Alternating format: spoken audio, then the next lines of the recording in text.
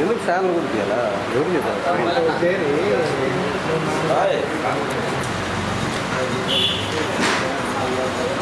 కూడా కూర్చోదు పార్టీ కదా.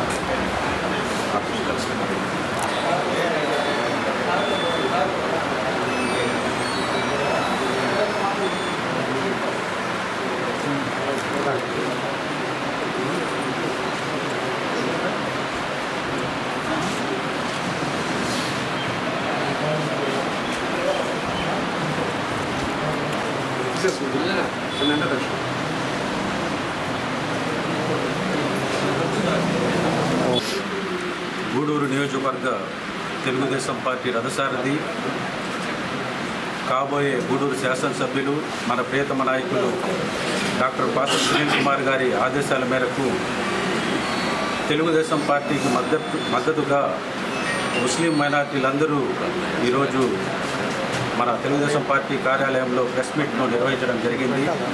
ఈ కార్యక్రమంలో పాల్గొన్నటువంటి ముస్లిం మైనార్టీ సోదరులకు అలాగే ప్రింట్ అండ్ మీడియా మిత్రులకు నా హృదయపూర్వక నమస్కారాలు తెలియజేస్తున్నాను. ముఖ్యంగా చంద్రబాబు గారు పేరుకు హిందూ అయినా కానీ ఆచరణలో మాత్రం ముస్లిం అనేసి సందర్భంగా తెలియజేస్తున్నాను. దానికి నిదర్శనమే ముస్లిం కుటుంబాల్లో ఉండేటువంటి పేదలను ఆర్థికంగా ఆదుకునేందుకు తెలుగుదేశం పార్టీ ప్రభుత్వం గతంలోనే మైనార్టీ ఫైనాన్స్ కార్పొరేషన్ను ఏర్పాటు చేసిందనేసి సందర్భంగా తెలియజేస్తున్నాను. అంతేకాకుండా చంద్రబాబు గారు ముఖ్యమంత్రిగా ఉన్నప్పుడు ముస్లిం యువతుల కొరకు దాదాపు 50,000 రూపాయల దుల్హన్ పథకాన్ని తెచ్చి ముస్లిం యువతులను ఆర్థికంగా ఆదుకున్నటువంటి సందర్భం.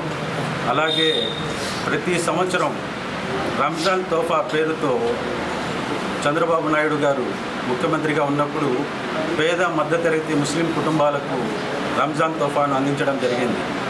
అంతేకాకుండా చంద్రబాబు నాయుడు గారు ముస్లింల యొక్క పక్షపాతి. ఆయన గతంలో ముఖ్యమంత్రిగా ఉన్నప్పుడు ముస్లింలు హజ్ చేయడానికి చాలా ఇబ్బందులు పడేవాళ్ళు. ముంబై నుంచో బెంగళూరు నుంచో హజ్ చేయడానికి వెళ్ళేవారు. దాన్ని దృష్టిలో ఉంచుకొని బాబు గారు ఆనాడు హైదరాబాద్లో బ్రహ్మాండమైనటువంటి హజ్ హౌస్ను నిర్మించడం జరిగింది. తర్వాత 2014లో రాష్ట్రం విడిపోయిన తర్వాత మన విజయవాడలో కర్నూలులో బాబు గారు హజ్ హౌస్ను నిర్మించడం జరిగింది. అంతేకాకుండా ముస్లింల కొరకు కర్నూలులో ఉర్దూ యూనివర్సిటీని కూడా నిర్మించారు. అంతేకాకుండా బాబు గారు ముఖ్యమంత్రిగా ఉన్నప్పుడు మన ఉర్దూ భాషను అధికారికంగా 2వ భాషగా ప్రకటించడం జరిగింది. ఇలా బాబు గారి హయాంలో తెలుగుదేశం పార్టీ ప్రభుత్వంలో ముస్లింలకు ఎల్లప్పుడూ తెలుగుదేశం పార్టీ అండగా ఉంటూ వస్తున్నది. ఇప్పుడు జగన్మోహన్ రెడ్డి ప్రభుత్వం వచ్చిన తర్వాత ముస్లిం మైనార్టీలపై వివక్షత, అలాగే ముస్లింలపై దాడులు, వేధింపుల కారణంగానే నంద్యాలలో ఉన్నటువంటి అబ్దుల్ సలాం గారి కుటుంబంతో సహా ఆత్మహత్య చేసుకోవడం జరిగింది. జగన్మోహన్ రెడ్డి ప్రభుత్వంలో దోపిడీలు, హత్యలు, అలాగే వక్ఫ్ బోర్డు ఆస్తులను వైఎస్ఆర్సీపీ నాయకులు కబ్జా చేసుకునేటువంటి పరిస్థితి ఈరోజు అనేసి ఈ సందర్భంగా తెలియజేస్తున్నాను. అధికారంలోకి తీసుకురావడానికి ప్రతి ఒక్క ముస్లిం కష్టపడి బాధ్యతగా తెలుగుదేశం పార్టీని అధికారంలోకి తీసుకురావాలనేసి సందర్భంగా విజ్ఞప్తి చేస్తున్నాను. ఇక మన ప్రియతమ నాయకులు పాసం సునీల్ కుమార్ గారి గురించి చెప్పుకుంటే, సునీల్ అన్న పేద బడుగు బలహీన వర్గాల ఆశాజ్యోతి. ఎందుకు అంటున్నానంటే సునీల్ అన్నకు పేదవాళ్ళకి సాయం చేసేటువంటి గొప్ప మనసున్నటువంటి ప్రజానాయకుడు. అంతేకాకుండా 2019లో తెలుగుదేశం పార్టీ ఓడిపోయినప్పటి నుంచి తెలుగుదేశం పార్టీ బాధ్యతలను ఆయన భుజస్కంధాలపై వేసుకొని జగన్మోహన్ రెడ్డి ప్రభుత్వంలో ఎన్ని అక్రమాలు జరిగినా, ఎంతటి అవినీతి జరిగినా ఆయన తెలుగుదేశం పార్టీ ఆధ్వర్యంలో ప్రతి కార్యక్రమాన్ని జయప్రదం చేశారు. దానికి నిదర్శనమే మన రాష్ట్రంలో ఉన్నటువంటి ఇసుకను వేరే రాష్ట్రాలకు జగన్మోహన్ రెడ్డి ప్రభుత్వం అక్రమంగా తరలిస్తూ ఉంటే, తద్వారా భవన నిర్మాణ కార్మికులకు పనులు లేక అవస్థలు పడుతూ ఉంటే మన ప్రియతమ నాయకుడు పాసం సునీల్ కుమార్ గారు తెలుగుదేశం పార్టీ ఆధ్వర్యంలో మన గూడూరు R&B గెస్ట్ హౌస్లో రిలే నిరాహార దీక్ష చేయడం జరిగిందనేసి సందర్భంగా గుర్తు చేస్తున్నాను. అంతేకాకుండా కరోనా సమయంలో పేద మధ్యతరగతి కుటుంబ ప్రజలు కష్ట నష్టాలతో దుర్భరమైనటువంటి జీవితాన్ని గడుపుతూ ఉంటే నెలకు 150 రూపాయలు వచ్చేటువంటి కరెంటు బిల్లును జగన్మోహన్ రెడ్డి ప్రభుత్వం 9 సార్లు పెంచి 650 రూపాయలు వచ్చే విధంగా చేసింది. దాని కొరకు మన ప్రియతమ నాయకులు పాసం సునీల్ కుమార్ గారు తెలుగుదేశం పార్టీ ఆధ్వర్యంలో డిఈ ఆఫీస్ను ముట్టడించడం జరిగిందనేసి సందర్భంగా గుర్తు చేస్తున్నాను. అంతేకాకుండా సునీల్ అన్న కరోనా సమయంలో ఆయన సొంత నిధులను పెట్టి గూడూరు మరియు పరిసర ప్రాంత ప్రజల కొరకు కూరగాయలను అలాగే నిత్యావసర వస్తువులను పంపిణీ చేశారని సందర్భంగా గుర్తు చేస్తున్నాను. అలాగే నిత్యావసర వస్తువుల ధరలు పెరిగినప్పుడు, పెట్రోల్ డీజిల్ ధరలు పెరిగినప్పుడు, అలాగే ఆర్టీసీ బస్సు ఛార్జీల ధరలు పెంచినప్పుడు కూడా సునీల్ అన్న తెలుగుదేశం పార్టీ ఆధ్వర్యంలో ధర్నా చేశారనే సందర్భంగా తెలియజేస్తూ, సునీల్ అన్న విద్యార్థి నాయకుడిగా మున్సిపల్ చైర్మన్గా ఉన్నప్పటి నుంచి గూడూరు ప్రజల యొక్క కష్ట నష్టాలు తెలిసినటువంటి వ్యక్తి. 2014 నుంచి 19 వరకు ఎమ్మెల్యేగా ఉన్నటువంటి మన ప్రియతమ నాయకుడు పాసం సునీల్ కుమార్ గారు మన గూడూరు నియోజకవర్గ అభివృద్ధి కొరకు దాదాపు 2500 కోట్లకు పైగా నిధులను తెచ్చి అభివృద్ధి చేసినటువంటి ఘనత మన సునీల్ కుమార్ గారికి దక్కుతుందనేసి సందర్భంగా తెలియజేస్తూ, ఈరోజు మన నియోజకవర్గంలో రోడ్లు ఉన్నాయి, గ్రామాల్లో లైట్లు వెలుగుతున్నాయి అంటే అది మన సునీల్ అన్న పుణ్యమే. దాన్ని చూస్తే సునీల్ అన్న నాయకత్వంలో పనిచేయాలనేసి వైఎస్ఆర్ కాంగ్రెస్ పార్టీ కార్యకర్తలైతేనేమి, నాయకులైతేనేమి గ్రామాలుగా తండోపతండాలుగా వచ్చి సునీల్ అన్న నాయకత్వంలో ఉండాలనేసి కోరుకుంటున్నారు. సోదరులారా, అందరికీ విజ్ఞప్తి చేస్తున్నాను, రేపు జరగబోయేటువంటి మే 13 సార్వత్రిక ఎన్నికల్లో మన తెలుగుదేశం పార్టీ సైకిల్ గుర్తుపై ఓటు వేసి మన పాసం సునీల్ కుమార్ గారిని అత్యధిక మెజార్టీతో గెలిపించుకోవాల్సిన బాధ్యత మనందరిపై ఉందనేసి సందర్భంగా విజ్ఞప్తి చేస్తూ, నాకు ఈ అవకాశం ఇచ్చినటువంటి పెద్దలు రహీం అన్నకు ధన్యవాదాలు తెలియజేస్తున్నాను. నమస్కారం అండి. ఈరోజు తెలుగుదేశం పార్టీ అభ్యర్థి శ్రీ పాసం సునీల్ కుమార్ గారి ఆదేశాల మేరకు ముస్లిం మైనారిటీ నియోజకవర్గం పెద్దలందరూ ఇక్కడ జమ అయి ప్రెస్ మీట్ పెట్టడం జరిగింది. ముఖ్యంగా తెలుగుదేశం పార్టీ నుంచి మైనారిటీసు పూర్వంలో కానీ ఇప్పుడు కానీ ఎంతో సేఫ్గా ఉన్నారు.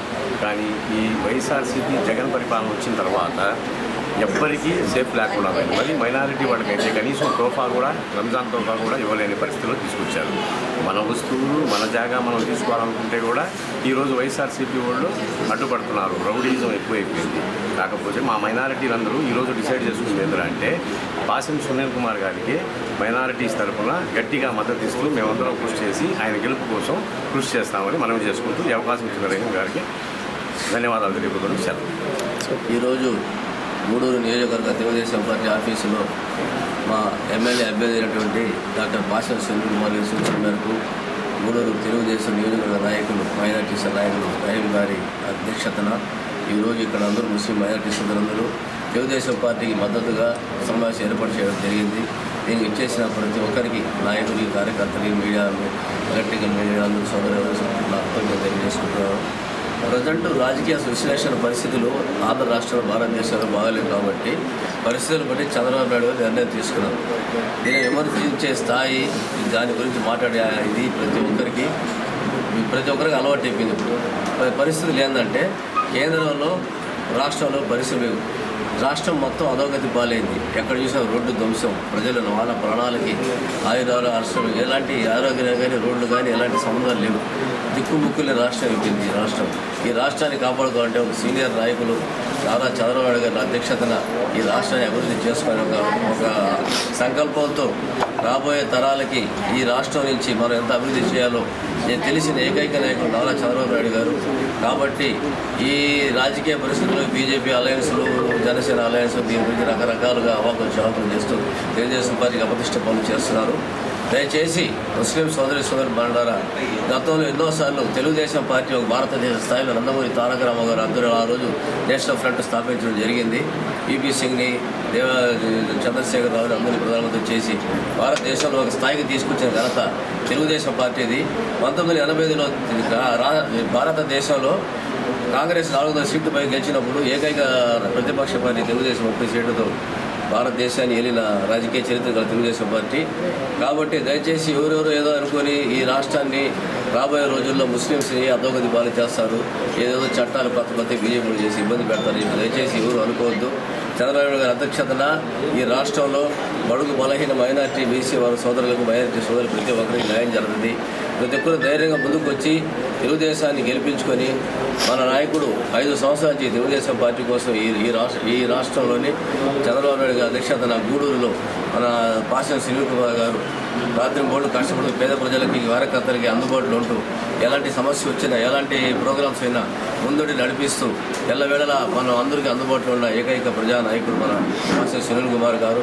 కాబట్టి ప్రతి ఒక్కరూ మనం ఈ నియోజకవర్గంలో కష్టపడి ముస్లిం మైనార్టీ సోదరులనే కాదు ప్రతి ఒక్కరు ఈ రోజు గూడూరులో మనందరూ ఉండాలంటే మన వ్యక్తి అందరూ కావాల్సిన వాడు, అందరికీ సిద్ధపరిచేట్టు చిన్నప్పటి నుంచి విద్యార్థి నాయకుడిగా, మున్సిపల్ చైర్మన్గా ప్రతిపక్షంలో ఉన్నప్పుడు కానీ, ఎమ్మెల్యే ఉన్నప్పుడు కానీ, ఇప్పుడు ప్రతిపక్షంలో ఉన్నా కానీ ప్రజల కోసం నిత్యం తప్పించే మన ఏకైక నాయకుడు.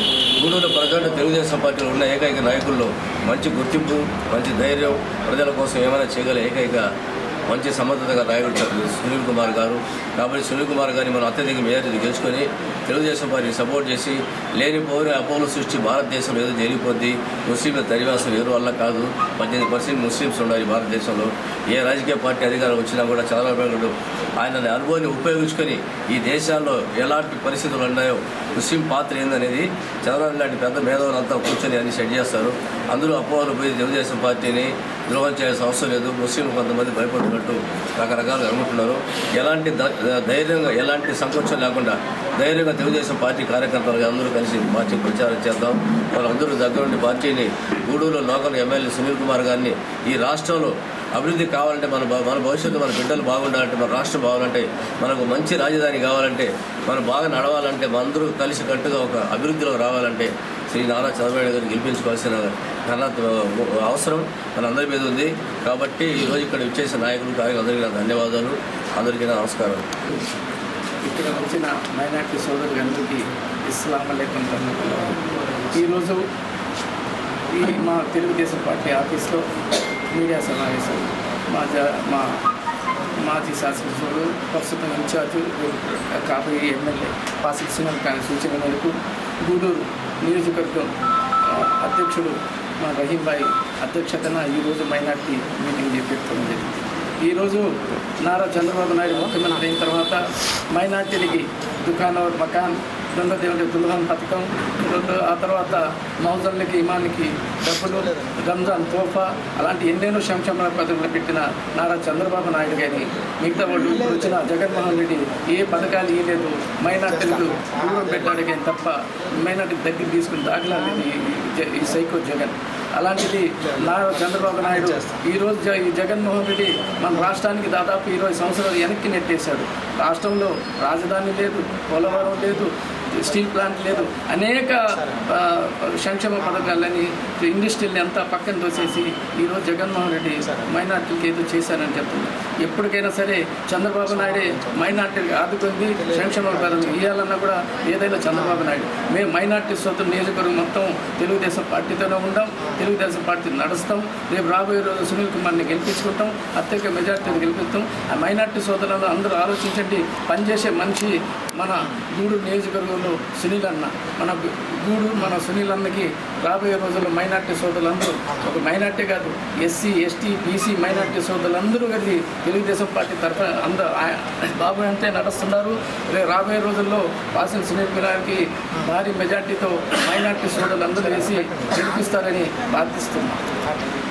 గూడూరు పట్టణ ప్రజలకి నమస్కారం.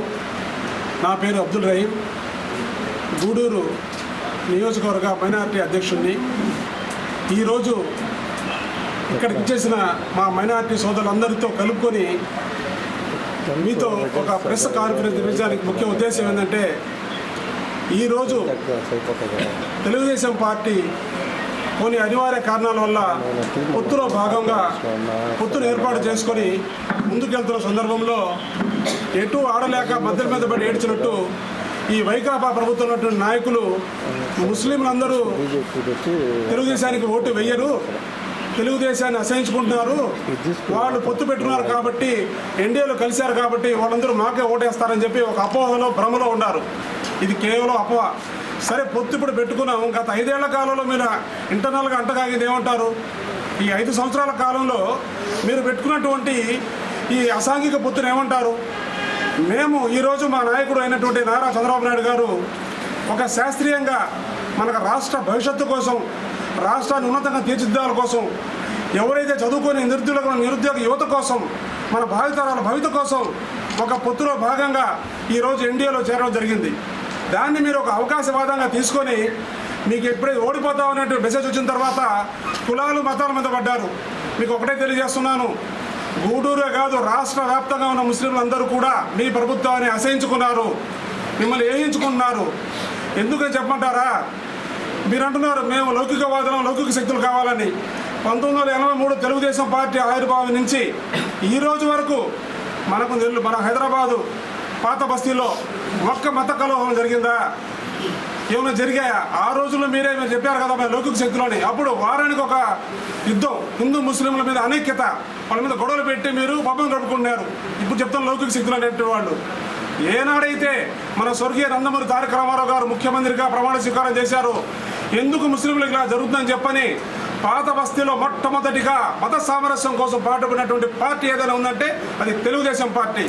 వెనకబడిపోయి ఉన్నారు, ఆర్థికంగా ఇంత చితికిపోయి ఉన్నారని చెప్పని 1985వ సంవత్సరంలో మనకు మైనార్టీ కార్పొరేషన్ ఏర్పాటు చేసి ముస్లింలకు రుణాలను, మైనార్టీల కోసం పెన్షన్ ఏర్పాటు చేసినటువంటి పార్టీ తెలుగుదేశం పార్టీ. ఇది ఎన్టీఆర్ గారి హయాం నుంచి దీని కొనసాగింపుగా వస్తున్న తరుణంలో ఇప్పుడున్నటువంటి మన జాతీయ అధ్యక్షులు నారా చంద్రబాబు నాయుడు గారు ముస్లింలకు ఏ విధంగా తీసుకోని విధంగా, తక్కువ చేయని విధంగా ఎన్నో మసీదుల కోసంగా ఆయన ఫండ్స్ ఇవ్వడం జరిగింది. అదేవిధంగా ఇచ్చిన మసీదులకు మరమ్మతుల కోసం కూడా రంజాన్ నెల వస్తే మరమ్మతులకు డబ్బులు వస్తున్నాయి. ఇవన్నీ ఒక ఎత్తు అయితే భారతదేశంలో ఏ రాష్ట్రం కూడా చేయని సాహసం మన మాజీ ముఖ్యమంత్రి నారా చంద్రబాబు నాయుడు గారు చేశారు. మసీదుల్లోని మౌజన్లకు, ఇమాములకు జీతభత్యాలు ప్రవేశపెట్టిన ఘనత ఒక తెలుగుదేశం పార్టీకే. ఏమయ్యా మీరు మా ముస్లింలని చెప్పి మా ముస్లింలకు మీరు ఉద్ధరిస్తారని చెప్పి వచ్చినారే, మీరు 5 ఏళ్లలో మాకు ఏ సంక్షేమాన్ని కలిగజేశారు? ఆ రోజు మాలో ముస్లింలో ఎక్కువ మంది పేద సాదా ఉంటే ఆడపిల్లని పెళ్లి చేసుకునే పరిస్థితుల్లో ఇబ్బంది పడుతుంటే చంద్రబాబు నాయుడు దగ్గరికి వెళ్ళి మొరబెట్టుకుంటే నిజమే కదా, ముస్లింలో ఎక్కువగా ఆటో నగర్లో బేల్దార్ పనులు ఎక్కువగా ఉన్నారు, వాళ్ళ ఆడపిల్లకి పెళ్లి చేయాలంటే పెద్ద ప్రాసనంగా ఉంది, వాళ్ళకి మనం భరోసా ఇవ్వాలా, వాళ్ళు నమ్మి ఓటేశారని ఆ రోజు ఉన్నట్టు తెలుగుదేశం ప్రభుత్వ హయాంలో నారా చంద్రబాబు నాయుడు గారు దుల్హన్ పథకాన్ని ప్రవేశపెట్టి పెళ్లి సమయానికి వధువుకి 50,000 రూపాయలు చేకూరే విధంగా ఒక సంక్షేమాన్ని ఏర్పాటు చేస్తే దాన్ని మేము లక్ష్య చేస్తామని చెప్పి పుచ్చు మాటలు చెప్పి ఆ లక్ష్యని రద్దు చేసి ఇప్పుడు వచ్చి నువ్వు 10వ తరగతి పాస్ అయి ఉండాలా, నీకు కరెంటు బిల్లు ఉండాలా, నువ్వు అది ఉండాలా, నీకు ఇది ఉండాలని చెప్పని మాకు వంద అడ్డంకులు చెప్పి ఈ రోజుకి ₹1 ఒక పాపకి ఇవ్వకుండా మోసం చేస్తే మీరు కదా అని అడుగుతున్నాను. ఏ మొహం పెట్టుకొని మేము మీకు ఓట్లు వేస్తాం అనుకుంటున్నారు? మేమందరం తెలుగుదేశంతోనే ఉన్నాం, తెలుగుదేశంలో పనిచేస్తున్నాము. మీరు అనుకుంటున్నారేమో ఏదో ఒక చిన్న విషయాన్ని వచ్చి తెలుగుదేశాన్ని మనం దెబ్బతీయాలని ఆలోచిస్తున్నారేమో. ఇవి కాకుండా మా పిల్లలు విదేశీ విద్యలు చదువుకోవాలనుకుంటే మా దగ్గర సరైనటువంటి వనరులు, ఆర్థిక స్థితిగతులు లేని పక్షంలో 10 లక్షల రూపాయల నుంచి 20 లక్షల రూపాయలని తెలుగుదేశం ప్రభుత్వ హయాంలో మా నాయకుడు చంద్రబాబు నాయుడు ఏర్పాటు చేసి మా పిల్లల్ని విదేశాలకు పంపించి విదేశీ విద్యను పూర్తి చేసే విధంగా ఎంతమంది వేల సంఖ్యలో మా విద్యార్థులు వెళ్ళేవారు. ఈరోజు మీరు అంటున్నారు విదేశీ విద్య తీసేశారు. ఈరోజు మీరు ఇస్తున్నారే అమ్మఒడి పథకం 15,000 రూపాయలు 13,000 ఇస్తున్నారే, విదేశీ విద్యకి ఇచ్చిన 20 లక్షల్లో 70 మందికి మీరు ఇవ్వగలరు అమ్మఒడిని. అంటే ఒక విద్యార్థి కడుపు కొట్టి ఇక్కడ 70 మందికి మీరు ఇస్తున్నారనమాట. అంటే మీరు అనడం ఏంటంటే విదేశాలు మైనార్టీ చదువుకోకూడదా? ఆ రోజు ఇస్లామిక్ బ్యాంక్ ఏర్పాటు చేస్తామని చెప్పని మా నాయకులు అటువంటి చంద్రబాబు నాయుడు గారు ఇస్లామిక్ బ్యాంక్ కంకణం కట్టుకున్నారు, హజ్ హౌసులు నిర్మించారు. ఇవన్నీ కాకుండా ఎంతో పవిత్రమైనటువంటి రంజాన్ మాసం వచ్చినప్పుడు ముస్లింల కోసంగా ఒక రంజాన్ తోఫాను ఏర్పాటు చేసి వాళ్ళు ప్రతి ఒక్క పేదలు కూడా వాళ్ళు రంజాన్ సమయంలో మనం పండుగ చేసుకో ఉద్దేశంతో ఒక రంజాన్ తోఫా ఇస్తున్నారు. సుమారు దాన్ని వెలకట్టలేని విషయమైనా కూడా ఒక 800 నుంచి 1000 రూపాయలు అయితే ఒక 1000 రూపాయలు కూడా రంజాన్ తోఫా ఇవ్వని మనసు రాని ప్రభుత్వం, ముఖ్యమంత్రి మీరు. మైనార్టీలకి కనీసం పండుగ రోజు 1000 రూపాయలు కూడా సాయం చేయలేని ముఖ్యమంత్రి మీరు. మీకు ఉద్దేశించి మేము ఎలా ఓటేస్తామని కలగన్నారు అని. మైనార్టీల్లో ఎవరైతే డ్రైవర్లుగా ఉండేవాళ్ళో ఏదన్నా వాళ్ళకి జీవనభృతి కల్పించాలంటే ఒక దుకాన్ మకాన్, ఒక 3 చక్రాల ఆటోలు, 4 చక్రాల ఇన్నోవా వాహనాన్ని 50% సబ్సిడీ కింద ఇచ్చి మాకు రుణాలు అందజేసి దాని ద్వారా జీవనోపాధి కలిగిన ప్రభుత్వం తెలుగుదేశం ప్రభుత్వం. తర్వాత కాలంలో గమనిస్తూ ఉంటే ముస్లింలకి ఈ రోజు వరకు ఏదైనా సంక్షేమ పథకాలు అందినాయంటే అది కేవలం తెలుగుదేశం ప్రభుత్వ హయాంలోనే. స్వర్గీయ నందమూరి తారక రామారావు గారు, తర్వాత చంద్రబాబు నాయుడు గారు, వీళ్ళిద్దరూ ముస్లింల పక్షపాతిగా వివరించి మీరు ఆ రోజు మమ్మల్ని కొన్ని విషయాలు ఎద్దేవా చేశారు. ముస్లింలకు మేము అండగా ఉంటాము, మేము ఆదరిస్తామని చెప్పి 151 సీట్లు ముస్లింల ఓటుతో మీరు గెలుచుకొని ఈరోజు మేము అడిగిన ఒక్క సంక్షేమాన్ని చేయకపోగా మీరు చేసినటువంటి కొన్ని సంక్షేమాలలో ఏమంటారా, మాకు అబ్దుల్ సలాం అనేటువంటి ఒక ఆటో కుటుంబాన్ని మానసికంగా వేధించి కుటుంబం రైలు కింద పడి ఆత్మహత్య చేసుకునే విధంగా ప్రేరేపించబడడం అది మీరు చేసినటువంటి పుణ్యం. ఇక్కడ చిత్తూరు జిల్లాలో మిస్బా అనేటువంటి ముస్లిం పాప వాళ్ళ వైకాపా కార్యకర్త కంటే కూడా ఎక్కువగా మార్కులు వస్తున్నాయని చెప్పని వాళ్ళ కాలేజీలకి స్కూళ్ళకి వెళ్ళి బెదిరించి భయప్రాంతాలకు గురి చేసి ఆ అమ్మాయిని కాలేజీ మానిపించే విధంగా ప్రయత్నం చేస్తే ఆ అమ్మాయి ఉరేసుకుని చనిపోయింది. ముస్లింలకు మీ ప్రభుత్వంలో గ్యారంటీ లేదు, మాకు మీ దగ్గర భద్రత లేదు అనే నిర్ణయానికి ముస్లిం మైనార్టీలు వచ్చారు. మీరు అనుకుంటున్నారేమో మాకు అంటారు, నెల్లూరు జిల్లాలో మొదటిసారిగా ముస్లిం మైనార్టీకి ఇచ్చింది వైకాపా ప్రభుత్వం అంటారు, ఖలీల్కి ఇచ్చారని. ఇచ్చోళ్ళారా, 2019లో మా నాయకుడు మేయర్గా ఉన్నటువంటి అబ్దుల్ అజీజ్ గారిని మొదటిసారిగా రూరల్లో పార్టీకి టికెట్ ఇవ్వడం జరిగింది, తెలుగుదేశం పార్టీకి. మీకు అది చెప్పేదానికి ఏమీ లేవు, మీరు ఏం చేయలేరు కూడా. మీకు మరొకసారి తెలియజేస్తున్నాను, ఈ గూడూరు నియోజకవర్గంలో మా నాయకులైనటువంటి పాసెం సునీల్ కుమార్ గారు ముస్లింలకు ఎంతో దండగా ఉన్నారు. మాకు ఏ ఆపద వచ్చినా ఏ రోజైనా సగం రాత్రి అయినా తలుపు తట్టి పలికే నాయకులు మా సునీల్ కుమార్ గారు. ఆయన కాదని చెప్పి చంద్రబాబు నాయుడు కాదని చెప్పి ఈ ముస్లింలు ఎవరు కూడా వైకాపా ప్రభుత్వానికి భరోసా ఇస్తారు. మీరు కళ్ళలో మాటలు మానుకోండి. ఇప్పుడు చూసారో లేదో ఇక్కడ ఇంతమంది ముస్లిం నాయకులు ముస్లిం వర్గాల వాళ్ళు కూర్చొని మేమందరము బాబు వెంటే, మేమందరం సునీల్ కుమార్ వెంటే అని తెలియజేసేదానికి మీరు చేస్తున్నటువంటి అసత్య ప్రచారాన్ని రూపుమాపేదానికి అందరూ ఇక్కడ సమావేశం జరిగింది. మరొకసారి తెలియజేస్తున్నాను, ప్రజలారా గమనించండి. ముస్లింలకు ఏ రోజైతే నేను చెప్పానో దుల్లోని పథకం నుంచి కాకుండా ఇంకా ఆడవాళ్ళకైతే ఎవరైతే స్త్రీలైతే ఉన్నారో వాళ్ళకందరినీ ప్రోత్సాహకాల కింద మైనార్టీ లోన్లలో కుట్టు మిషన్ పంపిణీ చేసింది కూడా తెలుగుదేశం ప్రభుత్వంలోనే. మీరు కనీసం కుట్టు మిషన్ కాదు కదా, గుండు సూది పంపిణీ చేశారా మైనార్టీ మేలకు అడుగుతున్నాను నేను. ఏమి చేయకపోగా మీరు చెప్పుకుంటారు మేము మైనార్టీలకు పక్షపాతము, అది చేసాం ఇది చేసామని. ఆ రోజు తెలుగుదేశం ప్రభుత్వ హయాంలో ఒక రంజాన్ పండుగ వస్తే ప్రభుత్వ నిధి నుంచి ఇఫ్తార్ విందని చెప్పని ఏ నియోజకవర్గంలో ఆ నియోజకవర్గానికి ఆయా ఎమ్మెల్యేల ద్వారా ముస్లింలందరినీ ఏకం చేసి వాళ్ళందరితో మన హిందూ ముస్లింలు కలిసి ఒక సమైక్యత రాగం ఆలపించే విధంగా వాళ్ళందరూ కలిసి ఒక ఇఫ్తార్ విందును ఏర్పాటు చేసి ఒక సమైక్యతను చాటుకున్నారు. ఇప్పుడు మీకు తెలిసిందా ఎవరు సమైక్యతగా ఉన్నారు, ఎవరు ఐక్యతగా ఉన్నారని? ఆ రోజు చంద్రబాబు నాయుడు గారు స్టీరింగ్ కమిటీ ఎన్డీఏకి స్టీరింగ్ కమిటీ ఉన్నప్పుడు అబ్దుల్ కలాం గారిని రాష్ట్రపతిగా ప్రపోజ్ చేసింది తెలుగుదేశం ప్రభుత్వ హయాంలోనే. మైనార్టీలకి మంచి చేసింది ఎవరయ్యారంటే చెప్పలేమా, తెలుగుదేశం అని. కాబట్టి ప్రజలారా మళ్ళీ ఒకసారి మీ అందరూ వినించుకున్నాను, రేపు రాబోయే మే 13వ తేదీ ఎలక్షన్లో గూడూరులో సునీల్ కుమార్ గారిని అత్యధిక మెజార్టీతో సైకిల్ గుర్తు మీద ఓటేసి గెలిపించి అదేవిధంగా చంద్రబాబు నాయుడు గారు ముఖ్యమంత్రిగా చేసుకుంటేనే మన మైనార్టీలకు భవిష్యత్తు దిశ ఉంటుందని చెప్పని మరొకసారి తెలియజేసుకుంటూ సెలవు తీసుకుంటున్నాను.